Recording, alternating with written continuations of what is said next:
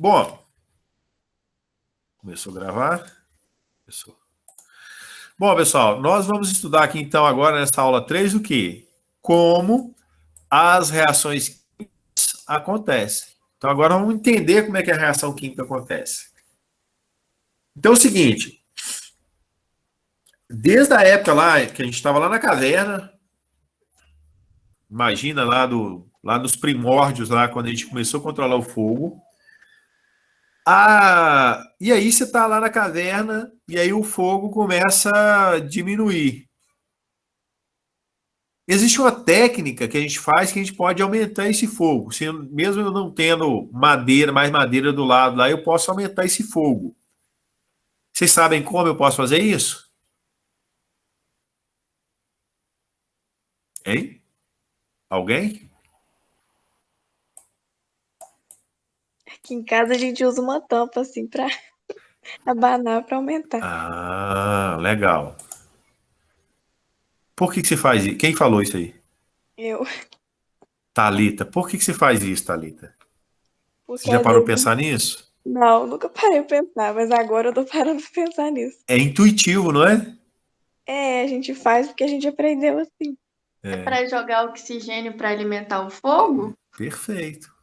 Tá Nossa, a gente vendo? faz tanta coisa sem nem perceber o que tá por trás, É. sem a lógica da coisa, que Tá doideira. vendo como é que a coisa é? Então, olha, você faz porque você fez. O que você está fazendo ali? Você está colocando mais do que a reação de combustão não é a reação com oxigênio. Quando você abana, quando você sopra, quando você arruma um jeito ali de. Você está fazendo o quê? Fazendo com que o fogo seja mais moléculas de oxigênio cheguem perto daquele fogo. Aí o que acontece? Quando você faz isso, a reação vai ficar mais intensa. Se aumenta a velocidade com que a reação química vai acontecer. Aí acende de novo o seu fogo. Tem algumas questões dessa. A parte do fogo é uma coisa fantástica para a gente estudar a velocidade de reação química. Né? Tem vários fatores que a gente vai voltar e falar da questão do fogo. Mas eu posso soprar, que aí eu estou produzindo, jogando oxigênio ali também.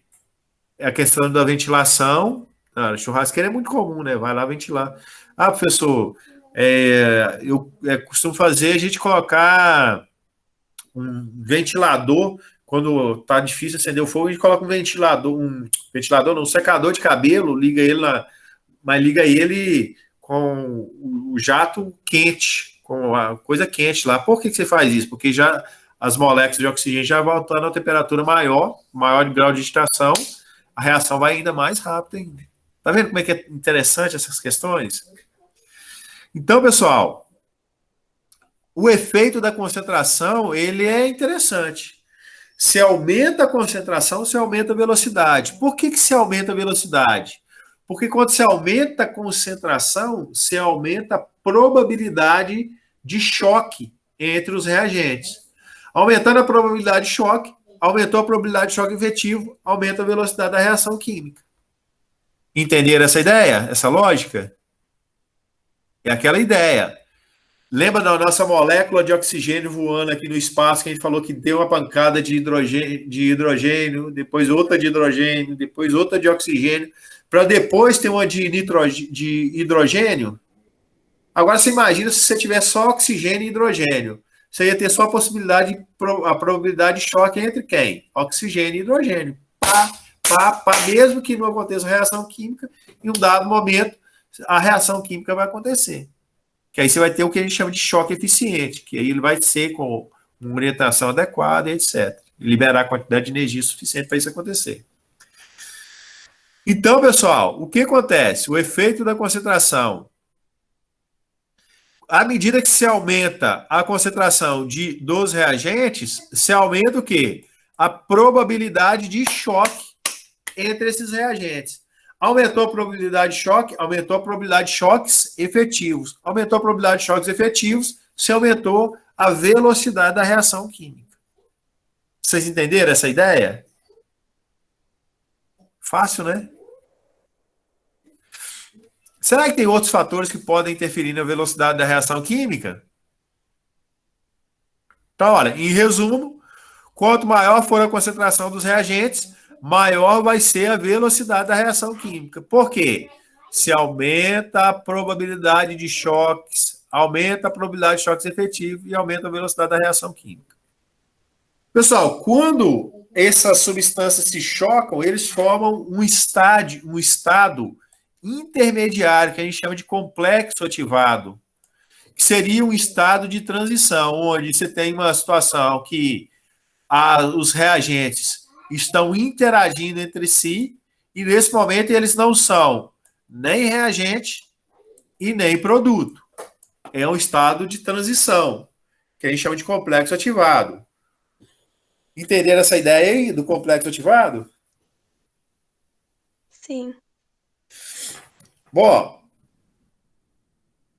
essa ideia das colisões eficientes, ela acontece quando? Eficiente ou eficaz, quando eu tenho uma liberação de energia suficiente para romper as ligações químicas que eu preciso. Então, nem toda vez que as moléculas se chocam, elas formam o complexo ativado e formam o produto. Às vezes, o choque não foi na orientação certa, não liberou a quantidade de energia suficiente. Então, o que acontece? As moléculas, cada um vai para o canto que quiser. Não formou o produto. Isso é igual namoro. Você chegou lá, tem alguns namoros que vai funcionar. Começou a namorar, funcionou. Tem outros que não vai funcionar. Por quê? Não tem afinidade química. Na época nossa, a gente falava, não rolou química. Não sei como é que vocês falam isso hoje.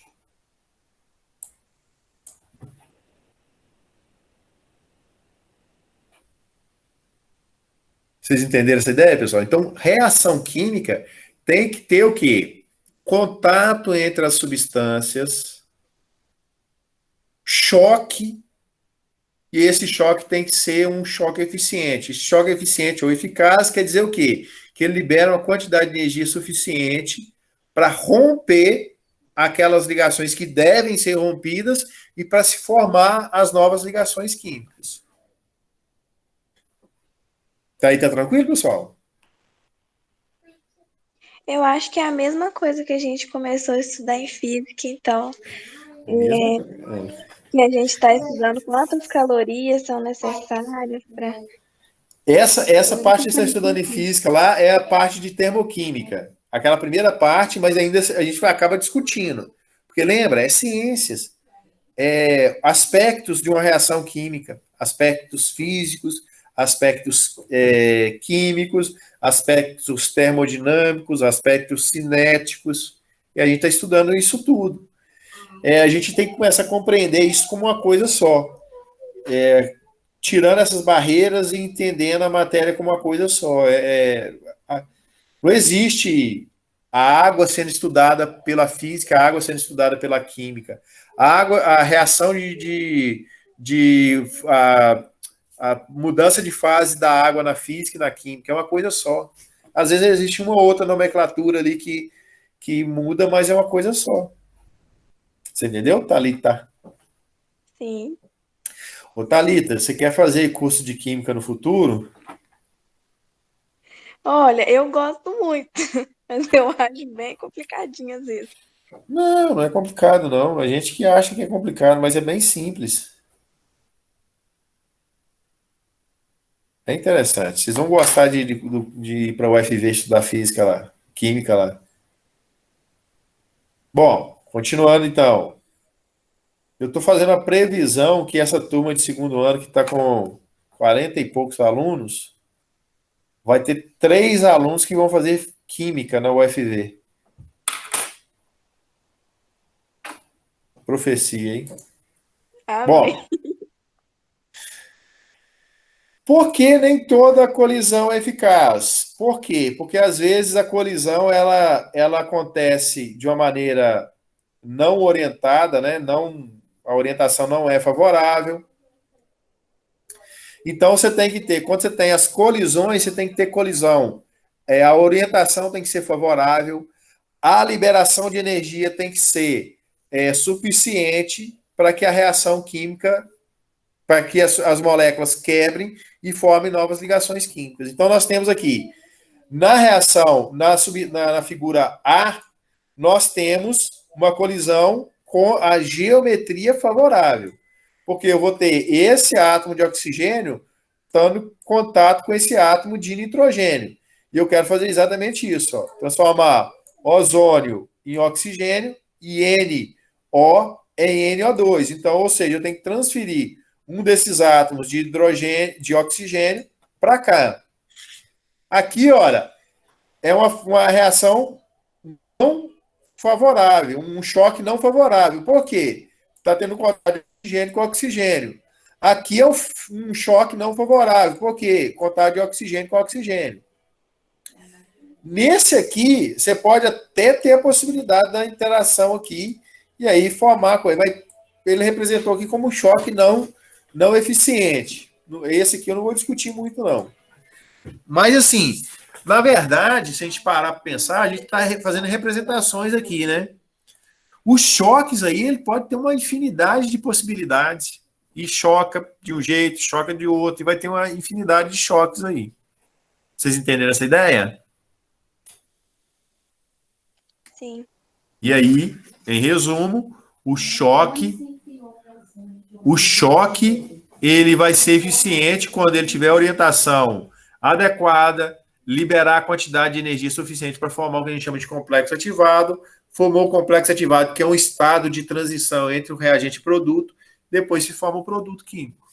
Professor, já estou enjoado de ouvir você falar isso, você falou isso de novo. Eu vou falar mais umas 50 vezes só. Tranquilo, pessoal? E aqui é o que a gente falou, ó, tem alguns choques que vai levar ao complexo ativado. Depois você leva o complexo ativado, você forma os seus produtos. Tem algumas reações que podem até formar, pode até interagir, mas não liberou energia suficiente. Aqui você está tentando representar energia, mais energia, menos energia. Não liberou energia suficiente, eles se deslocam aqui depois, quebra de novo e formam os nossos reagentes de novo, né? Fica igual o que a gente tinha aqui de novo. São algumas situações. Bom, professor, e esse complexo ativado? Como é que forma esse complexo ativado? Esse complexo ativado é um estado de transição. Geralmente, para formar esse complexo ativado, ele acontece com a absorção. Geralmente não, sempre ele acontece com a absorção de uma quantidade de energia que é característica para cada reação química. Está relacionado diretamente com a temperatura do meu sistema. Essa energia de ativação, essa quantidade de energia, a gente chama de energia de ativação. É a energia mínima necessária que uma reação química tem que absorver que as moléculas têm que absorver para formar o complexo ativado, para depois formar o produto. Lembra? Essa diferença aqui, você calculava o ΔH. Isso aqui agora, daqui, da base dos reagentes até o topo, onde eu tenho o complexo ativado, essa eu chamo de energia de ativação. Então, energia de ativação é a energia mínima necessária para que uma reação química aconteça.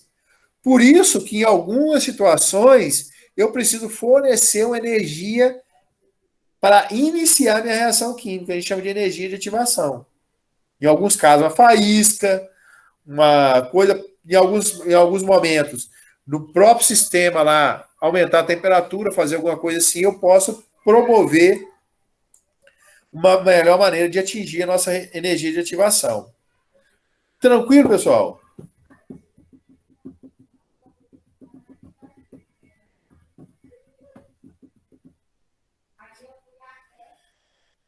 O que é energia de ativação? Maria Eduarda.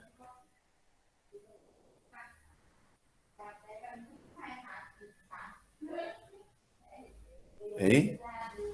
Vocês estão me ouvindo ainda? Sim. Zaine. O que é energia de ativação, Zaine?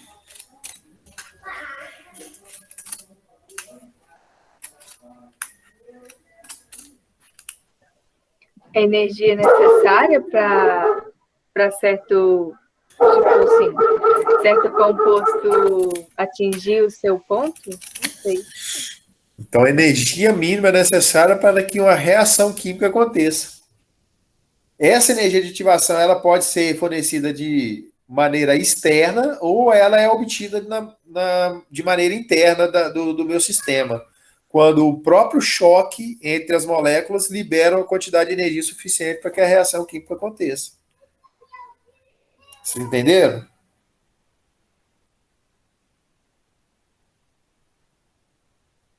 Então vamos lá. Energia de ativação é a energia mínima necessária para que uma reação química aconteça. Perfeito? Essa é a definição de energia de ativação. Essa energia de ativação ela pode ser obtida de maneira externa, ou seja, eu tenho o meu sistema onde vai acontecer reação química e eu forneço energia de ativação ali de alguma maneira, ou eu posso, ou ela é obtida de maneira internamente. A partir do momento que se coloca os seus reagentes em contato, o próprio choque entre as moléculas já libera energia suficiente para que a reação química aconteça. Vocês entenderam isso? Queridos catarrenos, queridos alunos. Sim, professor. Então, toda reação precisa dessa energia de ativação. Perfeito. Toda reação precisa. Algumas reações acontecem instantaneamente, por quê? Porque o próprio contato entre as substâncias já liberam a quantidade de energia aí suficiente. Outras são mais lentas, por quê? Porque a energia de ativação é muito alta, então tem que acontecer mais choques, e os choques têm que ser mais efetivos, você tem que aumentar a temperatura, ou fornecer de maneira externa, né, trazer de maneira externa para o seu meio, né, fornecer essa quantidade de energia aí, para que a reação química aconteça. Então, também é a energia de ativação que vai influenciar na velocidade. Perfeito. Reações que têm energia de ativação muito alta são mais lentas, se comparado à reação de energia, se comparado a reações que têm energia de ativação mais baixa. Tem um jeito da gente mexer na energia de ativação. E a gente faz isso usando uma substância chamada catalisador. Já ouviu falar? Eu acho que eu já ouvi falar em biologia.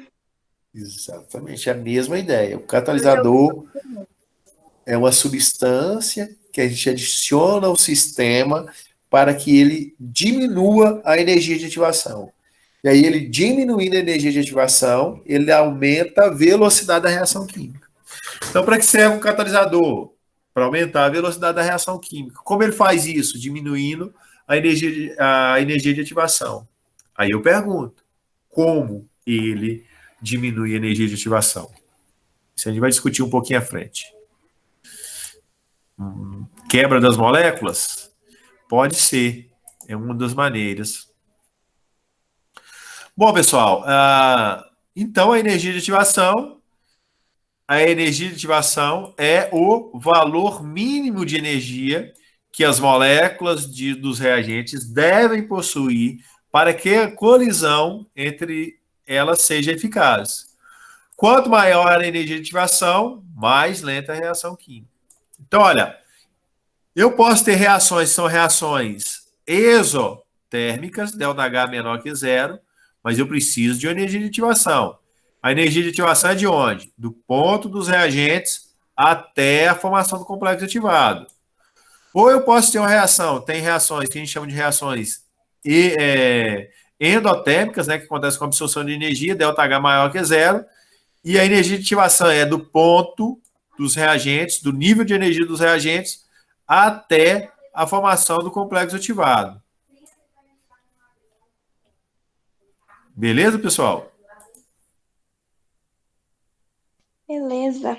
Pessoal, nós não vamos fazer mais aula hoje. Eu estou satisfeito hoje aí pelo que a gente viu. Pensem um pouquinho sobre isso, degustem um pouquinho sobre essa questão de cinética. Peguem o livro que vocês têm como referência, leiam o livro. Depois peguem o livro do Tito Peruso Tito e Peruso, né? Leiam o livro, aquele livro.